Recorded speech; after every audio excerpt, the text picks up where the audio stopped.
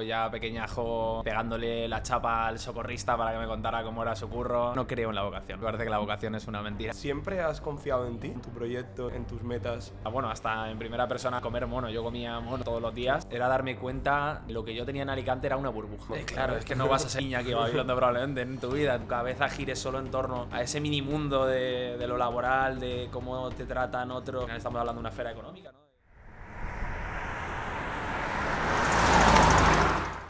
¿Qué tal, Pablo? Muy bien, Iván. Un placer que estés aquí hoy.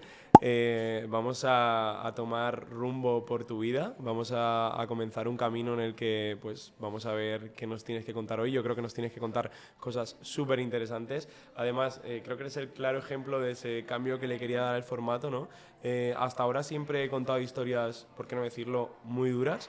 Y pues ahora quiero contar también historias de vida y historias personales que también aportan mucho sin la necesidad de llegar a esos puntos tan bajos, ¿no? Que aún no sé si los hay en ti, pero bueno, por lo que he visto en redes y tal, me lo puedo imaginar.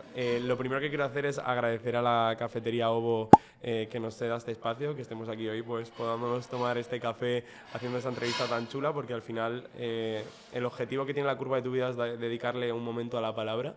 Y bueno, me gustaría pues que nos tomáramos un café y me cuentes tu vida. Y si yo te tuviera que definir con lo que sé de ti ahora mismo, diría que eres Pablo González. Te conocen muchas personas por Pégame un viaje, ¿no? Porque es como te llamas en tus redes sociales. Y si agarro esa palabra de viaje, creo que es una de las cosas que más podría definir a tu persona, ¿no? Aparte de periodista, haber trabajado en medios de comunicación, en ONGs. Y bueno, yo ya te he definido un poco y me gustaría saber si tú te tuvieras que definir, ¿cómo hablarías de ti? ¿Cuál sería tu elevator speech? Pues creo que soy una persona que le encanta hacer cosas, no siempre le encanta hacer lo mismo, le encanta cambiar, le encanta probar y le encanta poner entusiasmo a todo eso. A todo eso es lo que se dedica, o sea que básicamente me has definido bien, me has definido como periodista, me gusta el periodismo, le he puesto mucho entusiasmo a eso, como viajero también se lo he puesto en algún momento de mi vida y se lo sigo poniendo ahora y eso sigo haciendo con cada una de las aficiones que van entrando. Cuentas y te he escuchado decir que una de las cosas que más te gusta es contar historias, ¿no? El contar relatos y el darle esa vuelta al periodismo, ¿no? Al final, pues vivimos en una época en la que los medios de comunicación cada vez dejan más a un lado ese formato tradicional y lo que tú haces también es periodismo. Y me gustaría preguntarte de dónde nace ese espíritu de contar historias.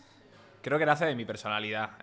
Cada uno es de una manera y yo me recuerdo siendo ya pequeñajo pegándole la chapa al socorrista para que me contara cómo era su curro, hablando con una enfermera cuando iba al hospital para que me explicase cómo iba esto, cómo iba lo otro. Me recuerdo ya de bien pequeño intentando sacar ahí cómo eran otros estilos de vida que se alejaban del mío, porque me daban curiosidad. Y yo creo que ahí se fraguó ese interés por contar historias. A día de hoy me sigue gustando mucho contar historias y sobre todo me gusta encontrar una forma de contarlas que sea un poco distinta, un poquito más creativa. Vamos, podríamos decir que eras el típico niño que a veces tenían que mandar a callar, ¿no? Pues puede ser, sí, puede ser. No sé, si le preguntas a mi madre probablemente te diga algo de ese estilo, sí. ¿Cuándo nace en tu cabeza, ¿no? que quieres ser periodista, que quieres dedicarte a comunicar? Pues no es nada emocional, por así decirlo, no es nada gigantesco, no te puedo contar una gran historia cuando te hablo de eso porque realmente yo estaba en segundo de bachillerato, tenía que elegir una carrera y no tenía claro qué carrera hacer. Realmente busqué entre las que había cuál se ajustaba más a lo que yo quería hacer, pero no es que tuviera una vocación de periodista ni nunca la he tenido como tal. ¿Y crees entonces en ese relato que dice que para ser periodista tiene que ser por vocación? Y yo es que no creo en la vocación. O sea, a mí me parece que la vocación es una mentira gigante. Yo creo que las personas tienen intereses que van cambiando. Tu interés puede ser un interés X en un momento, pero mañana puede ser otro. Y me cuesta mucho creer que alguien tiene la vocación de hacer lo mismo durante toda su vida, para siempre, porque eso es lo que más le gusta y porque ir a trabajar todos los días de 8 a 7 de la tarde le motiva a hacerlo si es en esa dirección. Yo creo que la vocación es cambiante, hoy te apetece dibujar, mañana te apetece contar historias, pasado te apetece bailar salsa y al siguiente te apetece aprender del cine y que tener una vocación fija es bastante complicado. Para mí es una construcción, algo que se ha construido, algo más que algo tangible, algo real. Decides direccionarte hacia la comunicación y no quiero hacer spoiler, pero creo que hay un momento en tu carrera que puede ser un punto de inflexión, ¿no? Uh-huh. Puede ser el Erasmus, ¿no? Sí, Y sí, ahí sí. nace esa pasión por viajar, que creo que es una de las cosas que más me interesa que hablemos hoy, porque has hecho cosas muy valientes. Uh-huh. Yo creo que el Erasmus efectivamente marca un antes y un después, no por ser una experiencia descomunal, no por ser ese me voy a la India y he vuelto renovado, soy otro, y ese testimonio un poco que también me parece que está construido, sino porque es un año, es mi primer año fuera de casa, es mi primer año viviendo sin mis padres, mi primer año viviendo en otra ciudad y mi primer año conociendo a gente de todo el mundo. Creo que despierta en mí muchísimo entusiasmo, muchísimas ganas de conocer oye, otras formas de ver la vida, otras formas de funcionar, otras cosas que para otra gente son normal. Y sí que marca un antes y un después. Por una parte por mi experiencia y por otra parte porque empiezo el canal de YouTube, empiezo a escribir en el periódico sobre viajes y empiezo a crear lo que hoy en día es Pégame un viaje. Veo que una de las palabras que puede definir tu vida, hasta lo que me cuentas, es el constante movimiento, la constante acción, ¿no? Por llevar a cabo cosas. ¿Siempre has confiado en ti? ¿Siempre has confiado en tu proyecto? ¿Siempre has confiado en tus metas? No, no siempre. Eso es... Bueno, habrá gente que sí que pueda conseguirlo. Yo no siempre he creído al 100% en lo que iba a hacer o en lo que estaba haciendo, pero sí que es verdad que siempre he encontrado un escondite desde el que verme capaz de hacerlo y desde el que ver ese lado de, oye, si este lo hace, porque yo no puedo hacerlo. Oye, igual ahora no lo hago lo mejor posible, pero si sigo haciéndolo dentro de unos años lo haré bien. He encontrado ese escondite y he sabido explotarlo. Pero no, nunca... Vamos, también he tenido ese síndrome del impostor que tiene mucha gente. También he creído que no podía conseguir algo en algún momento determinado. O sea, que no es que tenga una convicción arrolladora, sino que poco a poco he ido abriéndome hueco por esas cosas que me gustaba hacer para encontrar mi sitio. Al final ese síndrome del impostor del que hablas... no tiene por qué, ¿no? Pero hay en carreras en las que incluso, bajo mi punto de vista, la nuestra incluso nos lo inculcan.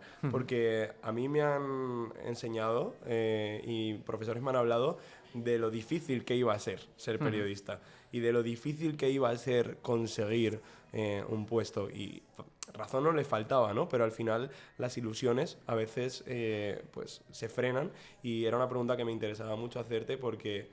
Al final has ido consiguiendo metas y tener una dirección creo que es fundamental.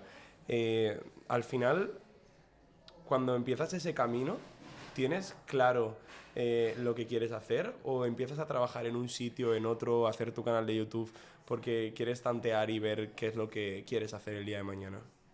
Bueno, por la primera parte que decías, creo que es totalmente tener el síndrome de impostor cuando llegas a un sector, sobre todo en un sector como el periodismo, porque, bueno, o en cualquier otro, porque siempre hay gente que sabe hacerlo muy bien, siempre hay gente con la que compararse que tiene miles de años de experiencia y que lo hace todo bordado. Tú entras ahí nuevo y te ves que no eres el mejor, ni te acercas a ser de los mejores, ni siquiera a veces dar la talla. No, porque a veces en la carrera incluso te dicen, bueno, no vas a ser Iñaki Gabilondo. Claro, es que no vas a ser Iñaki Gabilondo probablemente en tu vida. Entonces, si tu meta es esa, pues vas a sentirte toda la vida frustrado. Igual eres algo mejor que Iñaki Gabilondo en otra dirección o no tiene por qué parecerse a eso, pero lo que creo es que si te comparas con alguien que lo hace bien, nunca vas a hacerlo bien y que como vas a conseguirlo es intentando romper ese síndrome porque con el tiempo llegarás a ser alguien que se acerque mucho más a la idea que tienes de lo que quieres ser. Y mirarás atrás y verás esos primeros curros que tuviste hace 10 años, hace 5, hace 20 y dirás, hostia, vaya mierda lo que hacía, cómo podía hacer eso, cómo me atreví a hacer eso. Pero es que yo creo que ahí está la clave del hacer las cosas, de hacer cosas y de hacerlas bien. Que mires atrás y digas, lo de antes no me representa ya y precisamente eso es lo que significa un cambio y significa que has evolucionado. Cuando yo empecé siendo estudiante hacía cosas porque me apetecía hacerlas. La verdad es que no pensaba a dónde me iban a llevar. Sabía que estar en movimiento era una buena idea, me gustaba estar en movimiento y gente del sector me lo había dicho, que diferenciarse era una buena idea y en eso estaba, en hacer cosas que me gustaban, aprovechando lo que estaba estudiando, aprovechando los formatos que aprendía, aprovechando para entrevistar a gente, para hablar de cosas y eso hacía. No pensaba en dónde me iba a colocar con el tiempo y bueno, al final cuando haces cosas pues siempre acaban llevándote a un sitio que por lo general suele gustarte.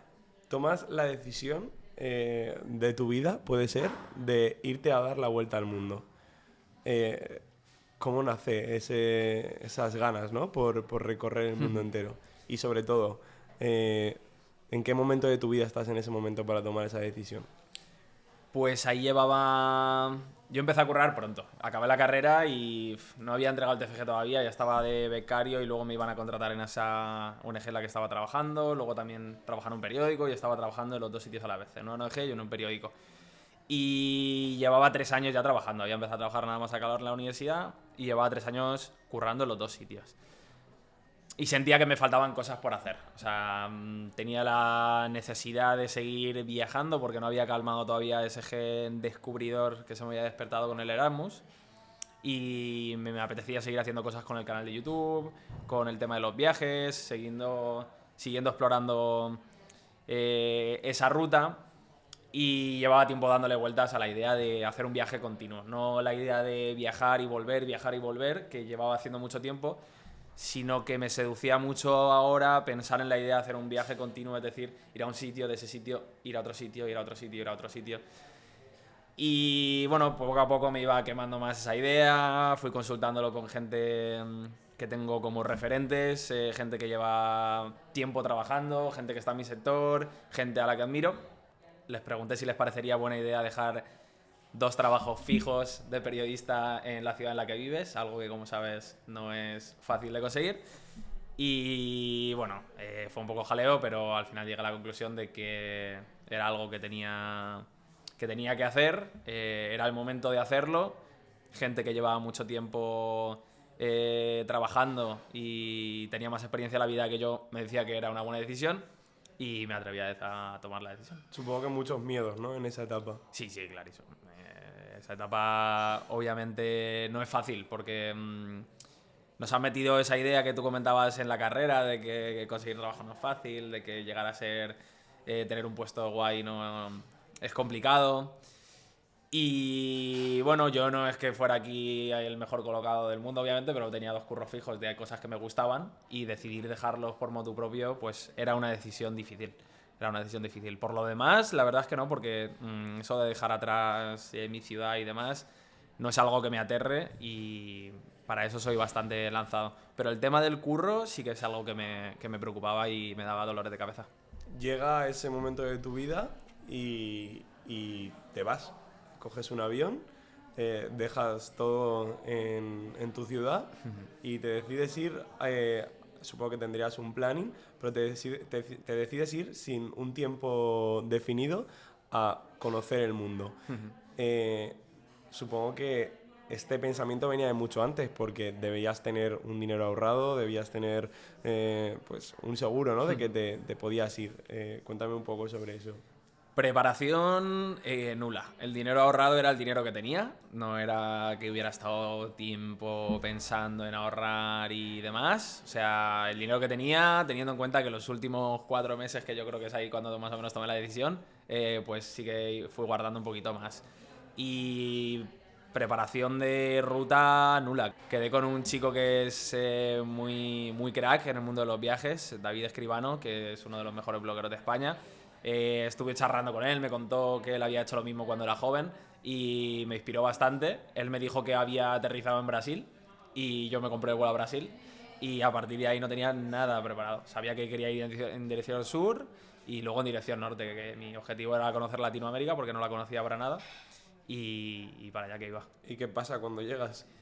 Pues llego a Brasil, a última hora me tengo que comprar un billete de vuelta porque si no, no me dejaban entrar al país solo con un billete de ida, necesitaba un billete de vuelta, entonces tuve que fingir que iba a volver, pese a que yo sabía que no iba a volver. Y nada, lo presenté, llegó a la ciudad, justo una chica que es el guía del blog me escribió, oye, yo vivo aquí, si quieres te puedo hacer guía, estuve con ella un par de días viendo Sao Paulo y de ahí empecé a tirar al sur, no hay más, iba cruzándome con gente que me iba recomendando sitios, yo estaba aquí y me parece súper guay, aquí no vayas que no merece la pena, tengo un amigo que te puede alojar en tal sitio, todo ¿Cómo llegas improvisando. a ese punto de atreverte a estar tanto tiempo contigo mismo? Porque al final estabas súper solo, ¿no?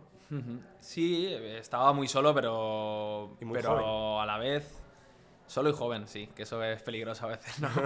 Pero no, yo la verdad es que estaba bastante convencido de que era buena idea. A mí estar conmigo mismo no me aterra para nada, no es algo que me No, preocupe. una vez que llegas ahí y comienza el viaje, ¿no tienes miedo? Es que tengo tanto entusiasmo en ese momento, tengo tantas ganas de descubrir, de hablar con gente, de charrar, de perderme por un barrio, de que me pasen cosas, que es que el miedo está muy atrás, es que no lo tengo ni presente. ¿Cuál fue la primera cosa que pasó que te hizo darte cuenta de que estabas cumpliendo el objetivo? Pues mira, lo primero que me hizo darme cuenta de que estaba cumpliendo el objetivo y no era algo que buscaba, era darme cuenta de que lo que yo tenía en Alicante era una burbuja, ¿sabes? Todo este miedo que te contaba antes de dejar el trabajo y demás, pues justo eso, la esfera de lo laboral había formado en mi cabeza una idea de que pues había creado una burbuja en la que tu valía, tu estatus, si eres mejor o peor y demás, está dentro de esa burbuja, ¿no? Y esa burbuja es un mundo nuevo. Lo primero que conseguí con el viaje fue salir de esa burbuja, darme cuenta de que toda esa posición, toda esa si asciendes, si no asciendes, ese mimo que te da un superior, un jefe, que te dice que trabajas bien o esa reprimenda que te dice otro que no le gusta cómo curras, es todo parte de una burbuja que es ínfima, que no existe apenas, que es un grano de arena en una playa, que es el mundo mucho más grande que eso, y que tu cabeza gire solo en torno a ese mini mundo de lo laboral, de cómo te tratan otros que realmente, bueno, que al final estamos hablando de una esfera económica, ¿no? Sí. De un grupo, de una empresa, de una compañía que busca al final beneficios, no tenía sentido. Y yo era muy chaval y la verdad es que había entrado un poquito en esa rutina y estaba un poco metido en esa burbuja. Lo primero que conseguí con el viaje fue salir de ahí, darme cuenta de que eso no tenía sentido y que el mundo era mucho más que tu pequeña burbuja en tu ciudad. Y lo demás que conseguí es ver que no pasa nada por estar donde sea que quieras estar, hablar con la gente que quieras en cualquier sitio del mundo y Al final es que retarte a estar incómodo, ¿no?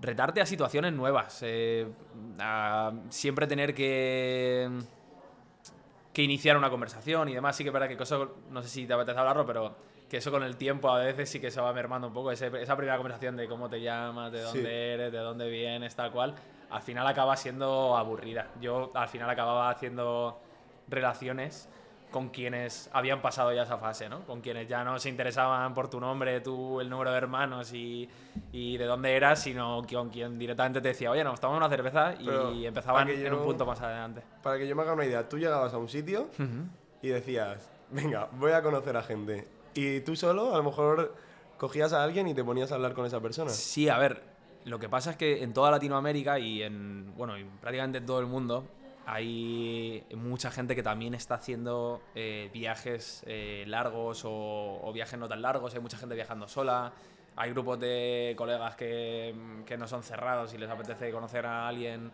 de fuera, hay locales que les apetece vivir la experiencia de conocer a alguien que está de viaje. Qué guay. O sea, es decir, que esas relaciones se dan. Tú te quedas en un hostel, hay un montón de gente y en el hostel es muy probable, por no decirte seguro, que hay alguien que congenia contigo y que le apetece salir a tomar unas cervezas y a dar una vuelta y conocer el sitio. Y luego está Couchsurfing, que te puedes quedar a dormir en casa de algún local sin problemas.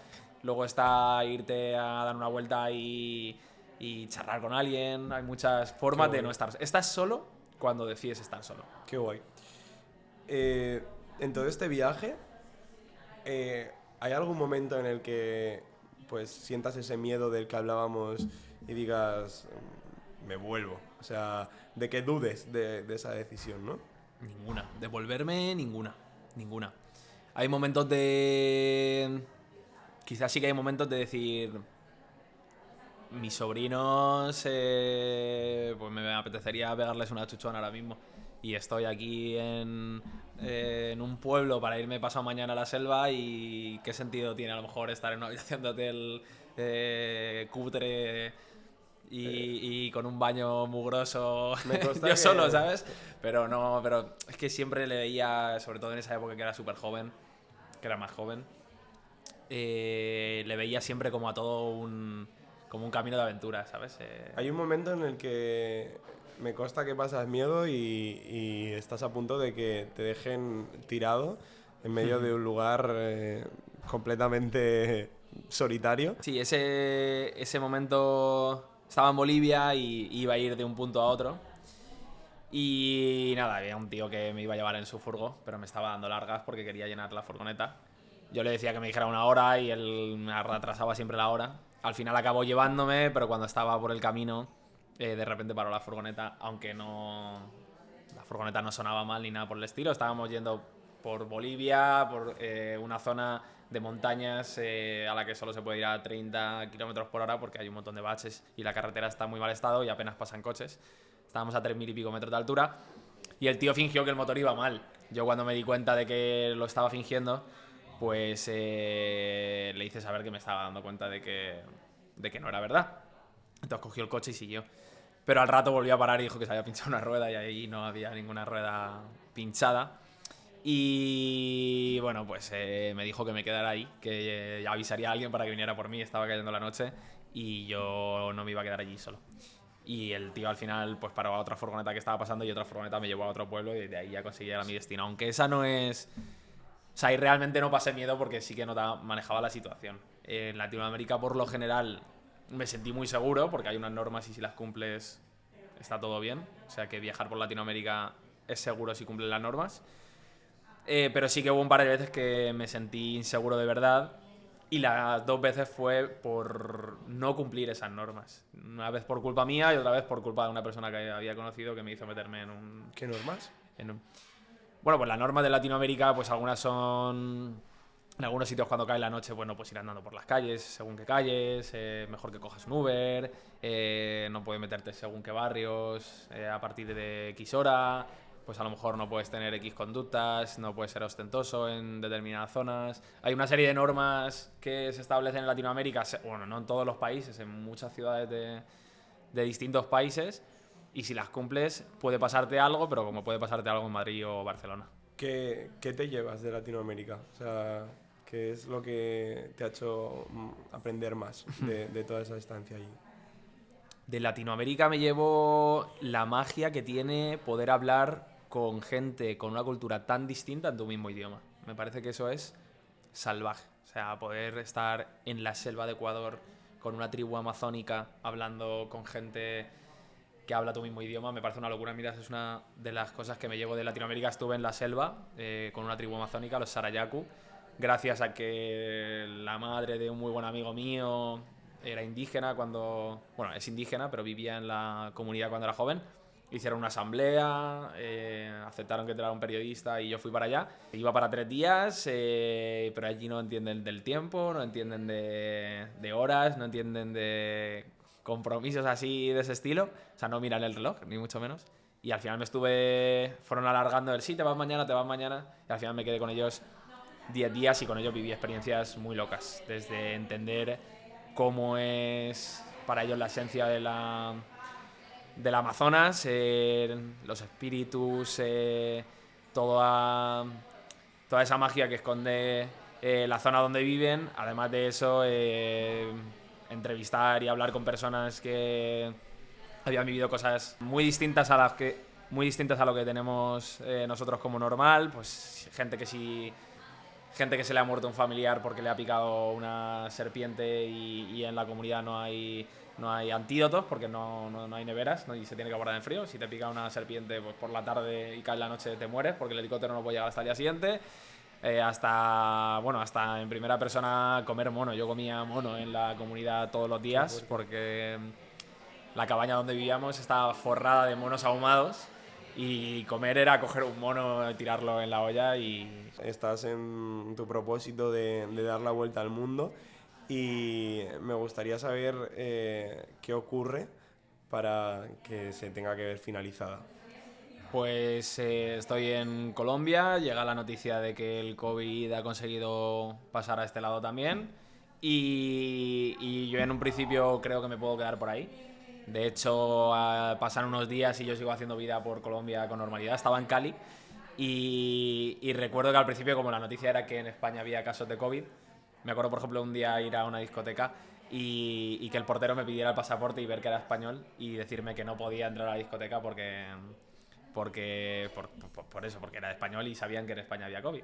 Y yo le decía, oye, pero si llevo aquí un montón de meses en Latinoamérica, ya no piso aquello desde hace un montón. Yo estaba en Colombia y creía que por ahí no iba a llegar y se podía vivir con cierta normalidad, pese a que ya existía todo el jaleo de la pandemia. Al final ya dieron el anuncio de que iban a cerrar el aeropuerto de Bogotá en 2 días.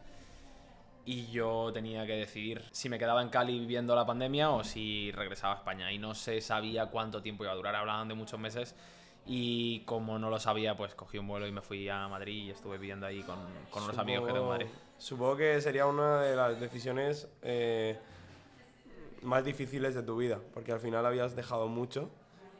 O bueno, también nos cuentas que te diste cuenta de que no era tanto, ¿no? como creías, pero habías dejado mucho para hacer algo que era la mayor ilusión de tu vida, y tomar esa decisión en tan poco tiempo tuvo que ser duro, ¿no?